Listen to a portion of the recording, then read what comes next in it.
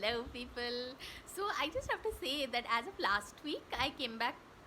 Last week, I came back from this trip to Maha for the Mahashivratri celebrations at the Isha Ashram, and I went with this group called Hyderabad Travel Diaries.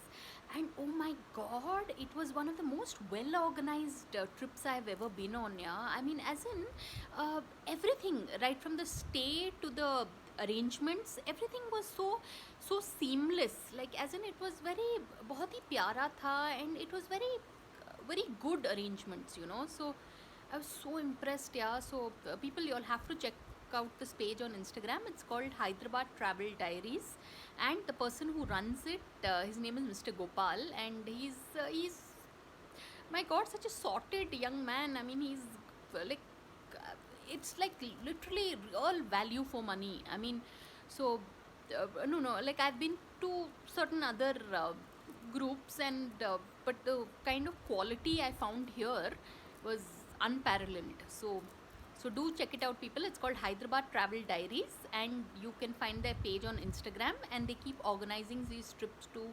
Gokarna and even Meghalaya and all these exotic places.